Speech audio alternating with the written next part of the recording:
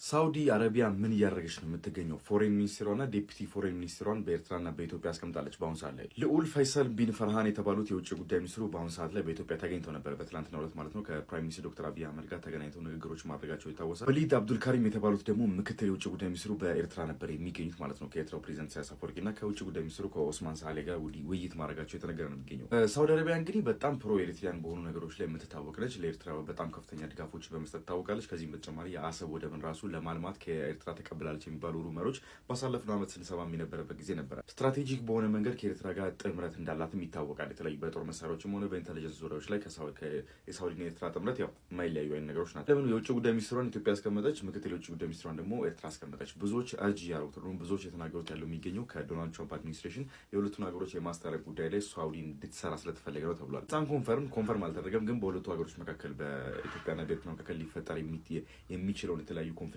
ለማስቀረት እና በሁለቱ መካከል ዲሎችን ብሮክ ለማድረግ ነው እንግዲህ ሁለቱ የውጭ ጉዳይ ሚኒስትሮች በኢትዮጵያና በኤርትራ የሚገኙ ተብሏል። የፕሮ ኤሪትሪያን ሚዲያዎች ወር ደግሞ አንቲ ኢትዮጵያ ከጸረ ኢትዮጵያ የሆኑ ሚዲያዎች እንግዲህ በጣም ይህንን የዴፒቲ ፎሬን ሚኒስትሩ ከኢሳያስ አፈወርቂ ጋር መገናኘታቸውን በጣም በከፍተኛ ሁኔታ እያራገቡት ነበር የሚገኙ። በትናንትናው ዕለት ስትራቴጂክ በሆኑ ጉዳዮች ላይ ተነጋግሯል ብዬ አስባለሁ። የኤርትራ መንግስትና የሳውዲ መንግስት ማለት ነው። በውጭ ጉዳይ ሚኒስትሯ በዴፒቲ ውጭ ጉዳይ ሚኒስትሯ በኩል የኢንፎርሜሽን ሚኒስትሩም ያው እንደዚህ ነገሮች እንዳወሩ ነበር የተናገሩት አቶ የማነ ገብረ መስቀል ማለት ነው። ያው አንኮንፈርም የሆኑ ሶርሶች ደግሞ ምንነታቸው ያልተረጋገጡ ሶርሶች ደግሞ የሚናገሩት ያው ከዩኤኢ እና ኦር ደግሞ ከዩናይትድ አረብ ኤሚሬትስ ጋር ያላትን ታይስ እና ያላትን ግንኙነት እንድታቆም ኢትዮጵያን እርጅ አድርገዋል ተብሏል። ደግሞ ውጭ ጉዳይ ሚኒስትሩ ተብሏል ኮታ አታርጉኝ ተብሏል። ጥቅሙ ለማን ነው? ጉዳቱስ ለማን ነው? የሳውዲ በዚህ ጉዳይ ውስጥ ኢንተርቪን የማድረጓ ነገር እናንተ ምን ታስባላችሁ? ውስጥ ኮሜንት ላይ ሀሳባችሁን አስቀምጡልኝ።